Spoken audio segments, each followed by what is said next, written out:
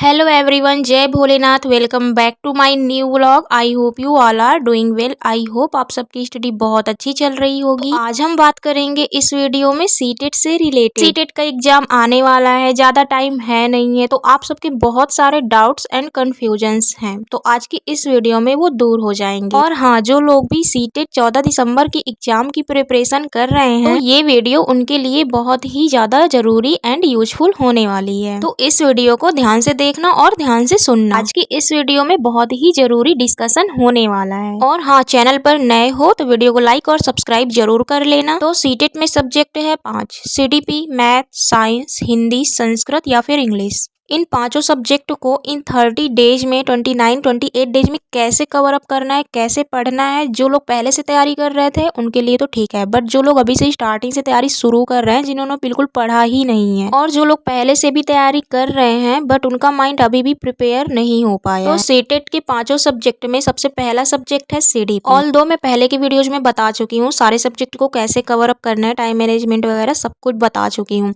But आपको 30 days में कैसे क्या करना है वो इसमें मैं आपको बताऊंगी, तो ध्यान से सुनना।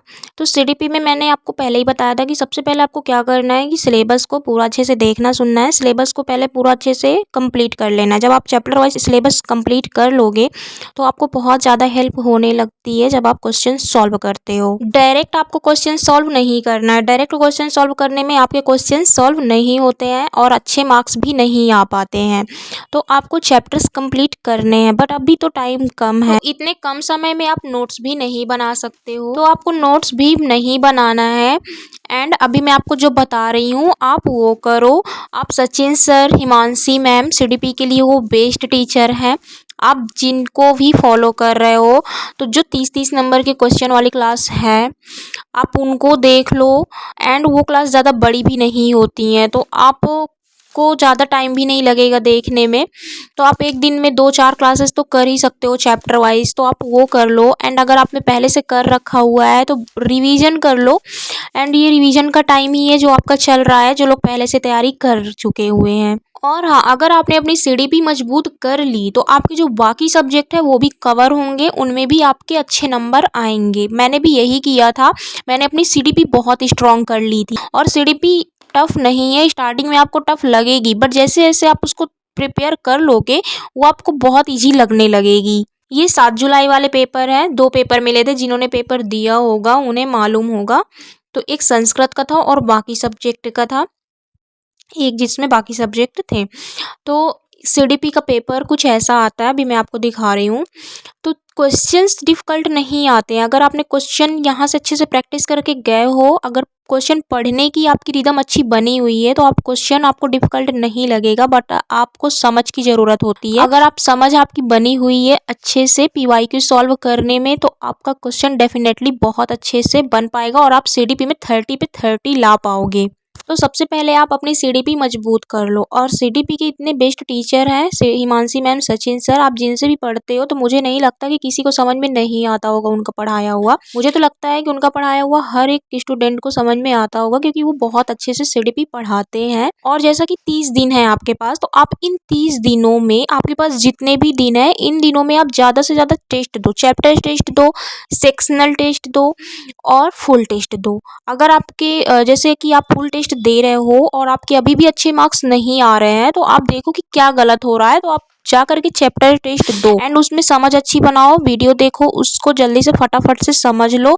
एंड देन उसके बाद फिर से टेस्ट दो, फिर देखो आपके उसमें नंबर आ रहे हैं अच्छे कि नहीं आ रहे हैं। जब आप ऐसे करोगे तो डेफिनेटली आपके नंबर बहुत अच्छे आएंगे, बट आपको मेहनत करनी पड़ेगी, कड़ी से कड़ी मेहनत करनी पड़ेगी, तब जा करके आपका 1 मंथ में पढ़ के आपका सीटेट क्लियर होगा। और आप सोचो कि सीटेट तो ऐसे ही है, हम ऐसे ही पढ़ के निकाल लेंगे, वीडियो देख करके ही सीटेट हम निकाल लेंगे, तो ऐसा कुछ नहीं है। आप वीडियोस देखो, टीचर्स बहुत अच्छे से पढ़ाते हैं, बट आपको भी अपनी तरफ से मेहनत करनी पड़ेगी, तब जा करके सीटेट क्लियर होता है, ऐसे ही क्लियर नहीं होता है। तो आपको मैंने जितना बताया सीडीपी के लिए आपको समझ में आ गया होगा। तो अभी हम बात करेंगे साइंस एंड मैथ की। तो साइंस और मैथ ये दोनों सब्जेक्ट ऐसे हैं जो बहुत कम एस्पिरेंट्स की अच्छी होती होगी। साइंस अच्छी होती होगी तो मैथ नहीं, मैथ अच्छी होती होगी तो साइंस नहीं। जो आपका बीएससी में सब्जेक्ट रहता होगा वो आपका ज़्यादा मजबूत रहता होगा। जैसा कि मेरा बॉटनी था तो मेरा साइंस था, तो मेरी साइंस ठीक थी, बट मैथ मेरी बहुत वीक थी। तो मैं आपको बताऊंगी कि मैंने क्या करा था कि मेरे पासिंग मार्क मेरे आ गए थे। बट उसके पहले अभी हम बात करेंगे हिंदी और संस्कृत की। मैं इस वीडियो के पहले काफ़ी वीडियोज में बात कर चुकी हूँ सारे सब्जेक्ट के बारे में, बट अभी इस वीडियो में बात हो रही है कि इन 30 दिनों में कैसे पढ़ना है। तो 30 दिन में कैसे पढ़ना उसमें फोकस करना है, क्योंकि अब बहुत सारे दिन नहीं है आपके पास, कि बहुत ज़्यादा दिन है और आप आराम से एक स्ट्रेटजी बना के आराम आराम से पढ़ लो। तो नहीं, अभी आपको यहाँ पर कड़ी मेहनत करनी है इन 30 डेज में, तो उस बारे में बात हो रही है, तो ध्यान से सुनो। तो लैंग्वेज 1 में आपकी होती है हिंदी एंड लैंग्वेज 2 में होती है या तो आपकी संस्कृत या तो फिर आपकी इंग्लिश। तो सबसे जरूरी चीज हिंदी का पैसेज। हिंदी का पैसेज इतना इम्पोर्टेंट है कि आपके 15 नंबर पेपर के अंदर ही होते हैं, लेकिन आपको अच्छे से करना आना चाहिए। अब कैसे आना चाहिए अभी मैं आपको वो बता रही हूँ। तो पैसेज आपको डेली रीड करना है, डेली सॉल्व करना है घर पे ही। अभी जो आपके पास 30 दिन है, इन 30 दिनों में आप टेस्ट दोगे, डेली टेस्ट दोगे, तो आपको ना पैसेज डेली सॉल्व करना है। एक भी दिन का ये नहीं, आलस नहीं करना है कि नहीं आज नहीं कल कर लेंगे। यही चीज़ अगर आप करोगे तो आपका सीटेट नहीं निकल पाएगा। आपको थोड़ा सा सीरियस होना पड़ेगा सीटेट के एग्जाम के लिए भी। तो आपको डेली पैसेज सॉल्व करना है। पैसेज को पहले अच्छे से पढ़ लो एंड देन क्वेश्चन को, जब आप एक बार पैसेज पढ़ लोगे, जब आप क्वेश्चन पढ़ते हो ना, तो आपके दिमाग में बैठा हुआ होता है, पॉइंट बैठ जाता है। तो उस पॉइंट पे जा करके आपको फिर आंसर टिक करना है। आप ऐसे करोगे तो आपके बहुत अच्छे 15 के 15 नंबर आप पैसेज में ला पाओगे। अब रही पेडागॉजी, तो पेडागॉजी कैसे करना है। तो जो हिंदी के वर्ड्स होते हैं ना वो डिफ़िकल्ट होते हैं। पेडागॉजी हिंदी की ईजी नहीं आती। अगर आपको लगे कि हम हिंदी मातृभाषा है हमारी और हम बचपन से पढ़ते चले आ रहे हैं, तो बहुत पुराने पुराने वर्ड हिंदी में दिए हुए होते हैं जो समझ में कम आते हैं। लेकिन उसके लिए अगर आप डेली पढ़ रहे हो, बहुत अच्छे से क्लासेस वगैरह सब कुछ कर रहे हो, तो आपको बहुत अच्छे से समझ में आने लगी होगी।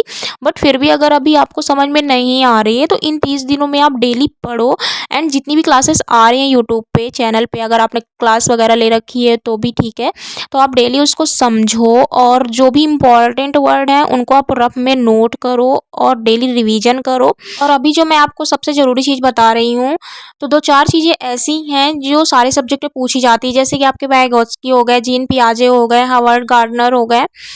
तो ये आपको अच्छे से पढ़ लेना है, जैसे कि बहुबुद्धि के सिद्धांत ये सब पूछे जाते हैं। ये एक सब्जेक्ट में नहीं, पांचों सब्जेक्ट में भी आ जाते हैं, तो इससे 5, 6, 7, 8 क्वेश्चन जरूर बन जाते हैं। तो इनको भी आप अच्छे से पढ़ लेना, और अगर आप अच्छे से पढ़ लोगे ना इनको, तो इतने भी डिफिकल्ट नहीं है, एक बारी में आपको समझ में आ जाएंगे। एक वीडियो देखोगे आपको समझ में आ जाएंगे। तो ये जो मैंने अभी आपको जरूरी इतनी चीजें बताई, आप इतना पढ़ लोगे तो आपको बहुत अच्छे नंबर से आप पास करोगे पक्का। एंड हाँ, ये जो हिंदी में मैंने आपको अभी बताया इतनी चीज़ें, आप हिंदी में भी आप इतना करोगे तो आपको ये बिल्कुल भी डिफ़िकल्ट नहीं लगेगी। बट आपको डेली ये चीज़ करनी है, रिदम बना के कंसिस्टेंसी के साथ फोकस होके करना है। क्योंकि सीटेट का एग्ज़ाम हल्के में ले लेते हो, फिर इसके बाद ये होता है कि सीटेट नहीं निकल रहा है, तो यही रीज़न है कि सीटेट नहीं क्लियर हो पाता है। मैं एक रिदम के साथ कंसिस्टेंसी के साथ ही अपनी स्टडी को जारी रखी थी, तभी जा कर के सीटेट मेरा क्लियर हो पाया था। एंड अभी हम बात करेंगे संस्कृत की। तो हिंदी से संस्कृत डिफ़िकल्ट होती है, और पैसेज की बात आती है तो वो भी और भी ज़्यादा डिफ़िकल्ट लगता है। तो संस्कृत में आपको क्या करना है कि पैसेज को आपको डेली सॉल्व करना है, बट पढ़ने में आपको समझ में कम आएगा। लेकिन आप वीडियोस देख लेना जो पैसेज की पढ़ी हुई है। मैंने सचिन सर के क्लास में जो मैम पढ़ाती हैं उनसे देखा था, उन्हीं को फॉलो किया था, तो मेरा संस्कृत में मेरे अच्छे मार्क्स आ गए थे। तो आप भी यही चीज़ करना, और संस्कृत को आपको डेली सॉल्व करना, पढ़ना है। धीरे धीरे आपको 30 दिन बहुत है, समझ में आने लगेगी। जब आप पैसेज सॉल्व करोगे तो पैसेज आप अच्छे से सॉल्व कर लेना, क्योंकि पैसेज में नंबर आ जाते हैं। एंड जो पेडागॉजी होती है संस्कृत की, उसमें नंबर लाने की अगर कम चांस भी है, तो पैसेज में आप अच्छे नंबर ला सकते हो। पैसेज का नंबर तो पेपर के अंदर ही होता है। और पेडागॉजी में भी आपको कुछ नहीं करना है। पेडागॉजी में जो मैम आपको पढ़ा रही हैं आपको डेली वो पढ़ना है। And positive words, negative words, इनको पढ़ लेना है थोड़ा सा, क्योंकि वर्ड समझ में आने लगते हैं। बट अगर कोई चीज़ समझ में नहीं आ रही, कोई वर्ड समझ में नहीं आ रहा, तो उसको आप अच्छे से ध्यान से पढ़ लो ताकि वो समझ में आने लगे। तो वहाँ पर आपको कुछ बहुत संस्कृत समझ में आ जाए, ताकि आप 30 नंबर में, ज़्यादा नहीं तो 18, 20, 22 नंबर इतने तो ला ही सको। इतने मार्क्स आ जाएंगे तो बहुत है। बट आप अपने कुछ सब्जेक्ट बहुत स्ट्रॉन्ग कर लेना, जैसे कि सीडीपी हो गई, हिंदी हो गई, साइंस मैथ में एक सब्जेक्ट हो गया। बट जिसके सारे सब्जेक्ट मजबूत हैं तो बहुत अच्छी बात है, वो बहुत अच्छे मार्क्स ला पाएंगे, क्या पता वो टॉप भी करें। तो बस आपको इतना करना है जो मैंने आपको बताया, जो भी मैंने संस्कृत में आपको इम्पॉर्टेंट चीज़ बताई, तो बस आपको इतना करना है, इससे ज़्यादा कुछ नहीं करना। जो मैंने किया था वही मैं आपको बता रही हूँ। अभी हम बात करते हैं साइंस और मैथ की। तो साइंस और मैथ में अगर आपका एक सब्जेक्ट अच्छा है तो आप 60 में 40 नंबर तो ला ही पाओगे, बट जिसके दोनों सब्जेक्ट अच्छे हैं तो वो 60 में 55 50 ऐसे मार्क्स लाएंगे। बट आपको जो अभी मैं बता रही हूँ, अगर आपका एक सब्जेक्ट भी वीक है, जैसे कि साइंस के स्टूडेंट हो तो आपकी मैथ वीक होगी, मैथ के स्टूडेंट हो तो आपकी साइंस वीक होगी। तो साइंस और मैथ में अच्छे नंबर ला पाना बहुत कम एस्पिरेंट ही कर पाते होंगे ऐसा, कि जो बहुत अच्छे नंबर ला पाते होंगे। बट आप टेंशन बिल्कुल भी मत लो। मुझे भी स्टार्टिंग में बहुत टेंशन होती थी कि मैं क्या करूँगी, तो मैं आपको समझ सकती हूँ। तो देखो, आपको ज़्यादा कुछ नहीं करना है, आपको डेली टेस्ट देने हैं, चैप्टर टेस्ट देने हैं। अगर आपका कोई चैप्टर वीक है तो आपको चैप्टर टेस्ट देना है, फुल टेस्ट देना है। अब आपको फुल टेस्ट देना स्टार्ट कर देना है। तो फुल टेस्ट दोगे, अगर आपके जिस भी क्वेश्चन में आपके कम नंबर आ रहे हैं, आप उस क्वेश्चन को अच्छे से एनालाइज करो एंड देन उसके बाद चैप्टर टेस्ट दो, उसके बारे में आप वीडियो देखो। आप इतना करो, आपके 100% आप साइंस में भी अच्छे मार्क्स ला पाओगे। और मैथ में क्या था कि मैथ में मेरे मतलब जो सवाल थे वो मुझसे नहीं बनते थे, तो मैंने अपनी मैथ में पेडागॉजी स्ट्रॉन्ग की थी। एंड पेडागॉजी में मैंने पहले तो छोटी छोटी वीडियोस जो सचिन सर के चैनल पे आती थी वो देखा था। एंड देन उसके बाद जो वन शॉर्ट वीडियो पढ़ी थी मैराथन की, एक हिमांशी मैम की भी पढ़ी थी और एक सचिन सर की भी पढ़ी थी, तो मैंने वही देखी थी एंड उसी से मैंने अपनी पेडागॉजी अच्छी की थी। एंड और मैथ की पेडागॉजी मैथ के सवाल के अकॉर्डिंग बहुत ईजी है। अगर आप अच्छे से पढ़ लोगे, उन वीडियोज़ को देख लोगे Sachin sir and Himanshi ma'am की, तो 100% आपको भी बहुत अच्छे से समझ में आ जाएगी। और सीटेट को हलवा बना करके मत पढ़िए कि बहुत ईजी है सीटेट, हम ऐसे ही वीडियोज़ देख करके निकाल लेंगे। मैं फिर से आपको बोल रही हूँ, 1 मंथ के लिए 30 डेज के लिए आप थोड़े से सीरियस हो जाइए। और आप 5-6 घंटे भी आप दोगे पढ़ने के लिए तो बहुत है। इन 30 दिनों में आपको पूरा टाइम नहीं है देने के लिए, घर के काम है, बाहर के काम है, इन सब चीज़ों के बीच में अगर आप टाइम नहीं दे पा रहे हो तो आप अपने 5-6 घंटे पक्का से दो, निकालो टाइम। टाइम निकालने से निकलता है। अगर आप किसी चीज़ को लेकर के सीरियस हो तो से आप टाइम निकाल लोगे, लेकिन अगर आप सीरियस नहीं हो तो आप टाइम नहीं निकाल पाओगे। कोई ना कोई बहाना मार के आप छोड़ दोगे कि नहीं पढ़ने का टाइम नहीं, हम थके हुए हैं। तो इन चीज़ों को साइड करके आप इन 30 दिनों में पढ़ाई करो और इतने घंटे आप पढ़ोगे, 5-6 घंटे, तो आपके लिए बहुत है। आपका सीटेट निकलेगा अगर आप इतना पढ़ोगे तो। लेकिन अगर आप लापरवाही करोगे, कन्फ्यूजन में रहोगे आप, तो कन्फ्यूजन में मत रहो, अच्छे से पढ़ लो और एक बार में सीटेट निकाल लो। क्योंकि सीटेट का ही अगर आप पढ़ते रहोगे तो फिर आगे क्या तैयारी करोगे हैं। तो आपको अगर आगे की तैयारी करनी है तो सीटेट को आप निकालो, उसको साइड करो एंड फिर उसके बाद। और सीटेट में यही नहीं कि आप टॉप ही करो, नहीं टॉप करना, आप ओबीसी से हो 82 लाओ, जनरल से हो तो 90 92 100 ऐसे करके नंबर ले आओ। बस टॉप करने की ज़रूरत नहीं है। अगर आप अच्छे नंबर नहीं ला पा रहे हो ज़्यादा, कि आप 100 के ऊपर नहीं जा पा रहे हो, आप टॉप लिस्ट में नहीं आ रहे हो, तो कोई बात नहीं, आप आगे किसी और चीज़ में अच्छा कर लेना बस। लेकिन सीटेट निकालो उसके बाद, क्योंकि अगर बार बार आप सीटेट दे रहे हो, अगर आपका सीटेट नहीं निकल पा रहा तो एक अपने आप को डीमोटिवेशन फील होता है। और जो आसपास लोग होते हैं वो भी कहीं ना कहीं हम लोगों को ताने वगैरह देते हैं, तो ऐसा बिल्कुल भी नहीं करना है।